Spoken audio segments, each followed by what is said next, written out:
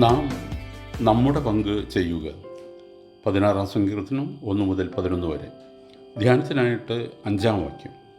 എൻ്റെ അവകാശത്തിൻ്റെയും പാനപാത്രത്തിൻ്റെയും പങ്ക് യഹോവയാകുന്നു, നീ എനിക്കുള്ള ഓഹരിയെ പരിപാലിക്കുന്നു.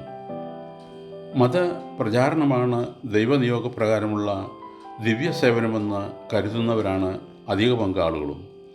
അതാണ് ദൈവശാസ്ത്രം പഠിക്കുകയും പഠിപ്പിക്കുകയും മതപ്രസംഗങ്ങൾ നടത്തുകയും പുരോഹിത വൃത്തിയിൽ ഏർപ്പെടുകയും മറ്റും ചെയ്യുന്നതിന് ശ്രേഷ്ഠത കൽപ്പിക്കുവാനുള്ള കാരണം.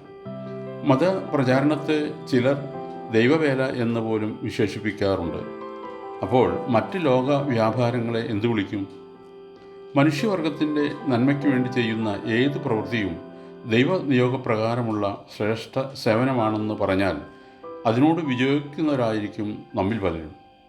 നിലം ഉഴുതൊരുക്കി കട്ടയുടച്ച് പാകപ്പെടുത്തിയ മണ്ണിൽ സ്വന്തം വിയർപ്പ് കണങ്ങളോടൊപ്പം വിത്ത് വാരിയെറിയുന്ന കർഷകനും കരിപുരണ്ട നീല കുപ്പായമണിഞ്ഞ് വ്യവസായശാലകളിൽ കഠിനാധ്വാനം ചെയ്യുന്ന തൊഴിലാളിയും പ്രകൃതി ശക്തികളെ മെരുക്കിയെടുത്ത് മനുഷ്യ നന്മയ്ക്ക് വേണ്ടി ഉപകരിക്കുവാൻ പണിപ്പെടുന്ന ശാസ്ത്രകാരനും സാംസ്കാരിക രംഗത്ത് പ്രവർത്തിക്കുന്ന ബുദ്ധിജീവികളും ചെയ്യുന്ന ജനസേവനത്തെ ദൈവനിയോഗപ്രകാരമുള്ള സേവനമെന്ന് പറഞ്ഞുകൂടെന്നോ? ദൈവം ചിലരെ ശ്രേഷ്ഠ സേവനത്തിനും മറ്റു ചിലരെ ഹീന സേവനത്തിനും ഉപയോഗിക്കുന്നു എന്ന് കരുതാമോ? ദൈവം ഏത് സേവനത്തിനും നിയോഗിച്ചാലും അത് മനുഷ്യ നന്മയ്ക്ക് വേണ്ടിയുള്ളതാണെങ്കിൽ അത് ശ്രേഷ്ഠ സേവനമാണെന്ന് വേണം കരുതുവാൻ. മനുഷ്യൻ ചെയ്യുന്ന ഹിംസാപരമായ പ്രവൃത്തികൾ മാത്രമേ ഹീനമായി കരുതേണ്ടതുള്ളൂ. ഒരു ചരിത്ര സംഭവത്തിലേക്ക് നമുക്കൊന്ന് തിരിഞ്ഞു നോക്കാം. അമേരിക്ക എന്ന പുതിയ ലോകം കണ്ടുപിടിച്ച കൊളംബസ് എന്ന നാവികൻ കപ്പൽ യാത്രയ്ക്കുള്ള ഒരുക്കങ്ങളെല്ലാം പൂർത്തിയാക്കി. അതിസാഹസികമായ ഒരു യാത്രയായിരുന്നു അത്. വഴിയറിയാൻ പാടില്ലാത്ത കരകാണ കടലിലൂടെയുള്ള ആ യാത്ര ആപൽക്കരമാണെന്ന് അദ്ദേഹത്തിന് അറിയാമായിരുന്നു. കൊടുങ്കാറ്റുകൾ ഉണ്ടായേക്കാം.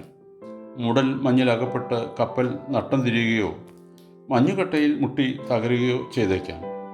എത്ര ദൂരം യാത്ര ചെയ്യണമെന്ന് നിശ്ചയവുമില്ല.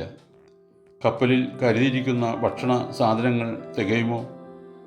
ഈ കന്യയാത്ര വിജയകരമായി തീരുമെന്ന് എന്താണ് ഉറപ്പ്? തികഞ്ഞ ദൈവവിശ്വാസിയായിരുന്ന കൊളംബസ് ഒരു കന്യാസ്ത്രീ മഠത്തിൽ ചെന്ന് തൻ്റെ യാത്രയിൽ അപകടമൊന്നും ഉണ്ടാകാതെ കാത്തുകൊള്ളണമേ എന്ന് തനിക്ക് വേണ്ടി പ്രാർത്ഥിക്കണമെന്ന് കന്യാസ്ത്രീകളോട് അപേക്ഷിച്ചു. അവർ അദ്ദേഹത്തോട് പറഞ്ഞ മറുപടി ഇപ്രകാരമായിരുന്നു: അങ്ങയുടെ ഈ സാഹസിക യാത്ര ദൈവത്തിന് വേണ്ടിയുള്ളതാണെങ്കിൽ അങ്ങയുടെ പങ്ക് ചെയ്യുക, അപ്പോൾ ദൈവം തൻ്റെ പങ്ക് ചെയ്തുകൊള്ളും. ഇങ്ങനെ പറഞ്ഞിട്ട് അവർ അദ്ദേഹത്തെ യാത്രയാക്കി.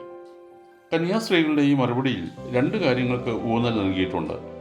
ഒന്നാമത്, നാം ചെയ്യുന്നത് എന്തു തന്നെയായാലും അത് ദൈവത്തിന് വേണ്ടി ചെയ്യുന്ന പ്രവൃത്തിയായിരിക്കണം. രണ്ടാമത്, നാം നമ്മുടെ പങ്ക് ചെയ്യുമ്പോൾ ദൈവം തൻ്റെ പങ്ക് ചെയ്തുകൊള്ളും. മനുഷ്യൻ്റെ എല്ലാ ജീവിത വ്യാപാരങ്ങളെയും ദൈവം ഭരിക്കുന്നു എന്ന് താൻ വിശ്വസിക്കുന്നതായും കൂടുതൽ ഈ യാഥാർത്ഥ്യം ബോധ്യമായിക്കൊണ്ടിരിക്കുന്നതായും അമേരിക്കയുടെ സ്ഥാപക നേതാക്കളിൽ ഒരാളായ ബെഞ്ചമിൻ ഫ്രാങ്ക്ലിൻ പ്രസ്താവിച്ചിട്ടുണ്ട്. ഓർക്കണമേ, വാക്കുകൾ പ്രവൃത്തികളാണ്, അധരങ്ങളുടെ പ്രവൃത്തികൾ. അവ സത്യസന്ധമായിരിക്കട്ടെ. 92-ാം സങ്കീർത്തനം 4-ാം വാക്യം. യഹോവേ, നിന്റെ പ്രവൃത്തി കൊണ്ട് നീ എന്നെ സന്തോഷിപ്പിക്കുന്നു. ഞാൻ നിന്റെ കൈകളുടെ പ്രവൃത്തികളെക്കുറിച്ച് ഘോഷിച്ച് ഉല്ലസിക്കുന്നു. ദൈവം അനുഗ്രഹിക്കട്ടെ. പ്രാർത്ഥനയോടെ കർത്തൃ ശുശ്രൂഷയിൽ എളിയ ദാസൻ.